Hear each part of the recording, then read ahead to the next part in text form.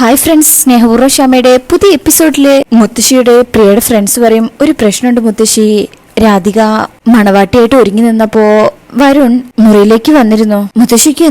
എന്നിട്ട് അയാൾ ആവേശത്തില് രാധികയെ കണ്ടു. അവളുടെ ഫോട്ടോസ് എടുക്കുകയും ചെയ്തു. മുത്തശ്ശേരും, അയ്യോ ഇത് അപകടമാണല്ലോ, ഇനി പ്രിയങ്കമോൾ അവൻ നേരിട്ട് കണ്ട എല്ലാം പ്രശ്നമാവും. സോന പറയും, ഇനി ഒരൊറ്റ വഴിയേ ഉള്ളൂ, കുറച്ചു നേരത്തേക്ക് വരുണൊന്നും കാണാൻ പറ്റരുത്. ജാനി, നമ്മുടെ കയ്യിലാ കെമിക്കൽ സ്പ്രേ ഇല്ലേ, എങ്ങനെയെങ്കിലും അത് വരുണിന്റെ കണ്ണിലേക്ക് അടിക്കണം. അപ്പൊ പിന്നെ 4-5 മണിക്കൂറത്തേക്ക് ഒന്നും തിരിച്ചറിയാൻ പറ്റില്ല. മുത്തശ്ശിക്ക് ഇത് കേൾക്കുമ്പോൾ പേടിയാവുന്നുണ്ട്.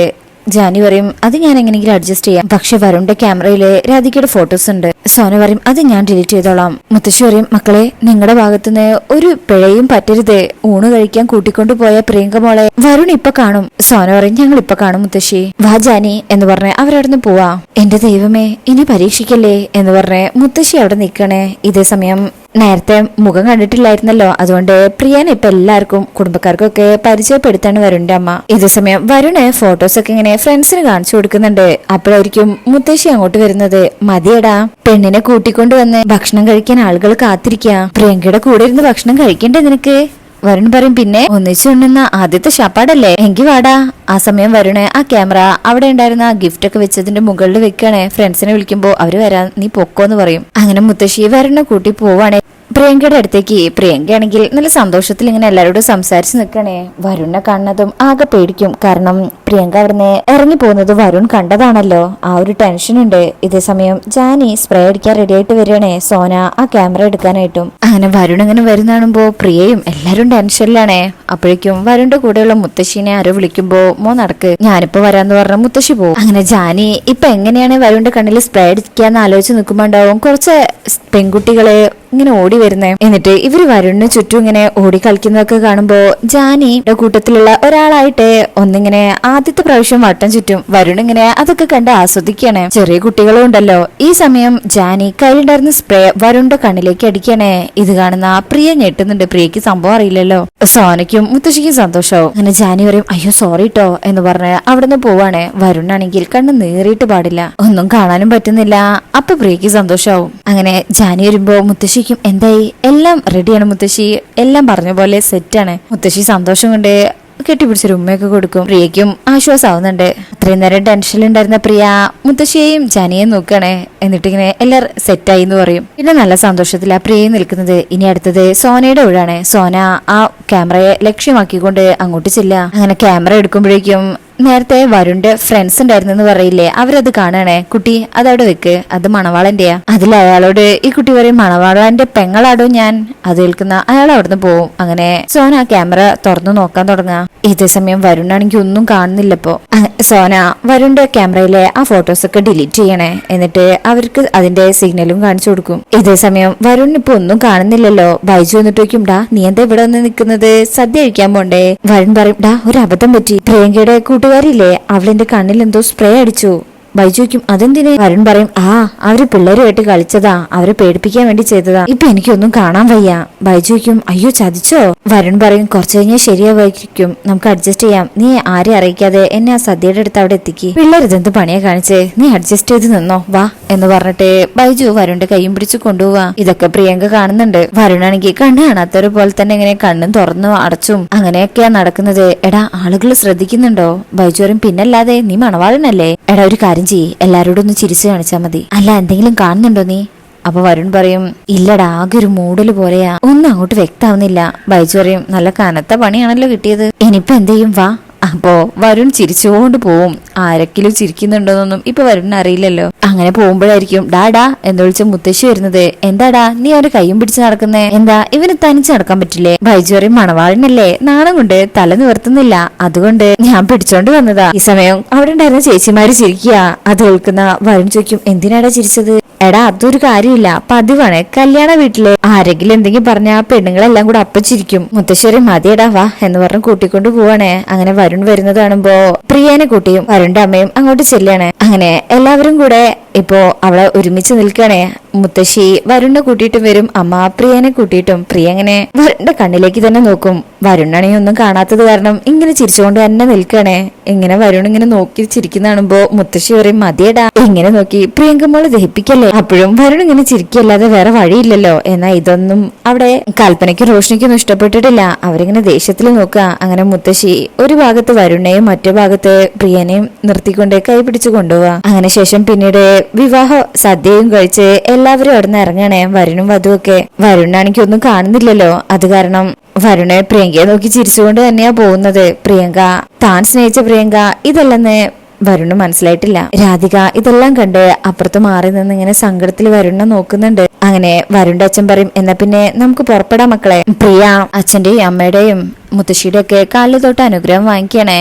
ഈ സമയത്തായിരിക്കും രാധിക ഇങ്ങനെ അപ്പുറത്ത് നിന്ന് സങ്കടത്തോട് കൂടി ഇങ്ങനെ നോക്കുന്നത്. ഈ സമയം തന്നെയായിരിക്കും നന്ദൂട്ടനെ അങ്ങോട്ട് ഓടി വരുന്നത്. പ്രിയനെ അവിടെ കാണുമ്പോ നന്ദൂട്ടൻ ഞെട്ടുക.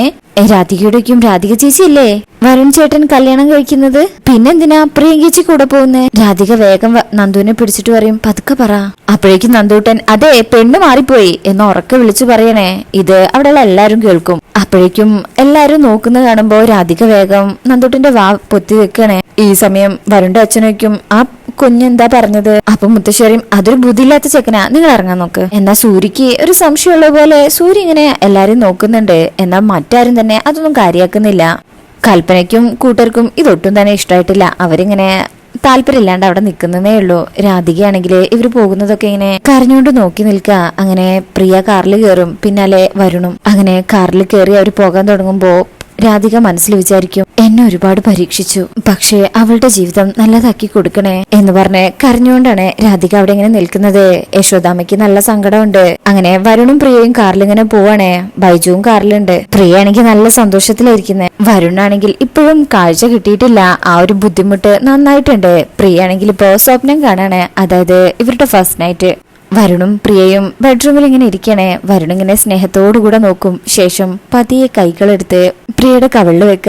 എന്നിട്ട് പറയും, എന്റെ മനസ്സിന് ഇതിനും വലിയൊരു സന്തോഷമില്ല. അതുപോലെ തന്റെ മനസ്സും അതേപോലെ തന്നെ സന്തോഷിക്കണം. അതെ, തന്റെ ജീവിതത്തിലെ ഏറ്റവും വലിയ ആഗ്രഹം പ്രിയങ്കയ്ക്ക് എന്നോട് പറയാം. അത് ഞാൻ അങ്ങ് നടത്തി തന്നിരിക്കും. പ്രിയയ്ക്കും സത്യാണോ? വരുൺ പറയും, തന്നോട് ഞാൻ കള്ളം പറയില്ല, വാക്ക് തെറ്റിക്കുകയില്ല. അപ്പൊ പ്രിയയ്ക്കും, ഞാൻ ആഗ്രഹം പറഞ്ഞ എന്നോട് പിണങ്ങോ? വരുൺ പറയും, ഏയ് ഒരിക്കലുമില്ല. പറഞ്ഞോ, എന്താ തന്റെ ആഗ്രഹം? പ്രിയ ഒട്ടും ആലോചിക്കാതെ പറയും, സിനിമ. വരുണയ്ക്ക് സിനിമയോ? അതെ, എനിക്ക് നാട് മുഴുവൻ അറിയപ്പെടുന്ന, നാട് മുഴുവൻ ആരാധിക്കുന്ന ഒരു നടിയാവണം, ഒരു സെലിബ്രിറ്റി ആവണം എന്നിങ്ങനെ സന്തോഷത്തിൽ പറയുമ്പോ വരുൺ ഇങ്ങനെ നോക്കി നിൽക്കുക. അങ്ങനെ അപ്പൊ പ്രിയ പറയും, കളിയാക്കണ്ട, ഞാൻ പറഞ്ഞില്ലേ എന്റെ ആഗ്രഹം പറഞ്ഞാൽ ഇഷ്ടപ്പെടില്ലെന്ന്. വരുൺ അപ്പൊ പറയും, ആര് പറഞ്ഞു ഇഷ്ടമല്ലാഞ്ഞിട്ടാണെന്ന്? ഞാൻ എന്തിനാ ഇങ്ങനെ നോക്കിയെന്നറിയോ? നാളെ ഒരു സെലിബ്രിറ്റി ആവാൻ പോകുന്ന ആളെ ഞാനല്ലേ ഏറ്റവും അടുത്ത് നിന്ന് കാണുന്നത്. തന്റെ ആഗ്രഹം അതാണെങ്കിൽ നമുക്കിനി ഒന്നും നോക്കണ്ട. നമുക്ക് എത്രയോ ബിസിനസ്സുകളുണ്ട്. നമുക്കൊരു സിനിമ കൂടെ ചെയ്യാടോ. താൻ നായികയാവുന്ന പടം ഞാൻ പ്രൊഡ്യൂസ് ചെയ്യാം. ബ്രേക്ക് ഭയങ്കര സന്തോഷാവും. സത്യം? വരുൺ പറയും, അതെ, പക്ഷെ അതേതെങ്കിലും ഒരു ലാംഗ്വേജില് ചുരുങ്ങി നിൽക്കാൻ പാടില്ല. ഒരു പാൻ ഇന്ത്യൻ സിനിമ. രാധിക്ക് ഭയങ്കര സന്തോഷാവും. വരുൺ പറയും, ഒരൊറ്റ ചിത്രം കൊണ്ട് പ്രിയങ്കയുടെ പേര് ഈ രാജ്യത്തുള്ള എല്ലാവർക്കും കാണാപ്പാടാവണം. അതിന് എത്ര കോടി ചെലവായാലും കുഴപ്പമില്ല. എന്റെ പെണ്ണിന്റെ ആഗ്രഹം ഞാൻ സാധിച്ചു കൊടുക്കുന്ന ആഗ്രഹം. സോ കാലെടുത്ത് വെച്ചോളൂ, എന്റെ ജീവിതത്തിലേക്കും നീ ആഗ്രഹിക്കുന്ന സെലിബ്രിറ്റി ജീവിതത്തിലേക്കും. ഇതൊക്കെ കേൾക്കുമ്പോ പ്രിയക്ക് ഭയങ്കര സന്തോഷമാവും. വരുണിനെ അങ്ങ് കെട്ടിപ്പിടിക്കുക. താങ്ക് യു എന്ന് പറഞ്ഞ് ഒരു ഉമ്മയും കൊടുക്കും വരുണിന്. അങ്ങനെ ഇങ്ങനൊരു സംഭവമൊക്കെയാണ് പ്രിയ ഇപ്പൊ സ്വപ്നം കണ്ടുകൊണ്ട് പോകുന്നത്. ഇതേ സമയം വരുൺ ഇപ്പോ ആലോചിക്കുന്നത് രാധികയെ മണവാട്ടിയായി കണ്ട കാര്യങ്ങളാണ്. അങ്ങനെ അതൊക്കെ ആലോചിച്ചതിനു ശേഷം വരുൺ പതിയെ പ്രിയങ്കേനെ നോക്കും. പക്ഷേ കണ്ണു വ്യക്താവുന്നില്ല. പതിയെ കൈയെടുത്ത് പ്രിയങ്കയുടെ കൈ പിടിക്കും. ഈ സമയം പ്രിയ ഭയങ്കര സന്തോഷത്തിലാട്ടോ. അങ്ങനെ കൈ പിടിച്ചു കഴിയുമ്പോ വരുണിക്കും, എന്തു പറ്റി തന്റെ കൈ ഇങ്ങനെ റഫായിരിക്കുന്നേ? പ്രിയങ്ക ആകെ പേടിക്കും. ഈ സമയം ബൈജു പറയും, ഡാ ഇവിടെ വാ. എന്താ എന്ന് ചോദിക്കുമ്പോ ബൈജു പറയും, നേരെ ചെറിയ കണ്ണ് കാണാൻ പറ്റുന്നില്ല, വെറുതെ കൈ കയറി പിടിക്കണ്ട എന്ന് പറഞ്ഞ് കളിയാക്കിട്ട് പോ. അപ്പൊ പിന്നെ വരുൺ നല്ല ഡീസന്റ് ആയിട്ടിരിക്കുക. ഇപ്പോ പ്രിയങ്കയ്ക്ക് ചെറുതായിട്ടൊരു പേടിയൊക്കെ ഉണ്ട്. ശേഷം പിന്നീട് കാണിക്കുന്നത് ആ തിരുമേനിയും ഭാര്യയും മുത്തശ്ശിയും രാധികയും കൂടെ വീട്ടിലേക്ക് പോകുന്നതാണ് കാറില്. ഈ സമയം രാധിക വരുൺ തന്റെ കഴുത്തിൽ താലി കെട്ടിയ ആ ഒരു നിമിഷമൊക്കെ ഇങ്ങനെ ആലോചിച്ച് സങ്കടത്തിലിരിക്കുക. പെട്ടെന്ന് പ്രിയ വന്നു കയറിയതും ആഭരണങ്ങളും താലിയൊക്കെ അഴിച്ചു മാറ്റിയതെല്ലാം ആലോചിച്ചങ്ങ് പൊട്ടിക്കരയാൻ തുടങ്ങും. ആൾക്ക് സങ്കടം കൺട്രോൾ ചെയ്യാൻ പറ്റുന്നില്ല. പക്ഷെ താലി തന്റെ കയ്യിലാണുള്ളതെന്ന് രാധിക ഇതുവരെ അറിഞ്ഞിട്ടില്ല. രാധിക ഇങ്ങനെ കരയുന്ന നിൽക്കുമ്പോ യശോദമ്മ മോളേന്ന് ഇങ്ങനെ വിളിച്ച് സമാധാനിപ്പിക്കാൻ ശ്രമിക്കുന്നുണ്ട്. മുത്തശ്ശിക്ക് അത് കേൾക്കുമ്പോൾ അങ്ങ് ദേഷ്യം വരും. അച്ഛൻ പറയും വണ്ടി നിർത്തുക. എന്നിട്ടേക്കും എന്താ മോളെ എന്തു പറ്റി? അപ്പൊ അതിന് രാധിക മറുപടി ഒന്നും പറയുന്നില്ല കേട്ടോ. സങ്കടത്തോടെ ഇങ്ങനെ നിൽക്കുന്നത് കാണിച്ചിട്ടാ ഈ ഭാഗം കഴിയുന്നത്. പിന്നെ അടുത്ത പ്രമോ കൂടെ വന്നിട്ടുണ്ട്. അതില് വരുൺ പ്രിയനെ കൂട്ടി അവിടെ കണിമംഗലത്ത് എത്തിയിരിക്കുക. മുത്തശ്ശി അമ്മയും കൂടെ ആരതി ഒഴിയും. ശേഷം നിലവിളക്കൊക്കെ കൊടുക്കും. അങ്ങനെ പ്രിയ അത് സന്തോഷത്തോടു കൂടി വാങ്ങിച്ച് നടക്കാൻ തുടങ്ങണേ. അങ്ങനെ ആദ്യത്തെ സ്റ്റെപ്പ് കയറുമ്പോഴേക്കും വരുണിന് കണ്ണ് കാണുന്നില്ലല്ലോ. അത് കാരണം വരുൺ വീഴാൻ പോകുമ്പോ പ്രിയയുടെ ദേഹത്ത് തട്ടണേ. അങ്ങനെ വിളക്ക് കെടും. വിളക്കിലെ എണ്ണയും തിരിയെല്ലാം താഴെ വീണു പോവാണേ. ഇത് കാണുന്ന അമ്മയും മുത്തശ്ശിയും ഞെട്ടുക. അപ്പോഴേക്കും ഉർവശി പറയും ഏട്ടത്തിയും വിളക്കണച്ചുകൊണ്ടാ കാലെടുത്ത് വെച്ചത്. വരുണിന് കണ്ണ് കാണാത്തത് കൊണ്ടാണ് ഇങ്ങനെ സംഭവിച്ചതെന്ന് ബൈജുന് മാത്രമല്ല അറിയുള്ളൂ. അങ്ങനെ പ്രിയ ഒരു ഞെട്ടിലോട് കൂടെ നിൽക്കുന്നതൊക്കെ കാണിച്ചുകൊണ്ടാ ഈ എപ്പിസോഡിന്റെ പ്രമോയ അവസാനിക്കുന്നത്. അപ്പോൾ ഇന്നത്തെ റിവ്യൂ ഇഷ്ടപ്പെട്ടിട്ടുണ്ടെങ്കിൽ ചാനൽ എല്ലാവരും ഒന്ന് ലൈക്ക് ചെയ്ത് സബ്സ്ക്രൈബ് ചെയ്ത് സപ്പോർട്ട് ചെയ്തേക്കണേ. താങ്ക്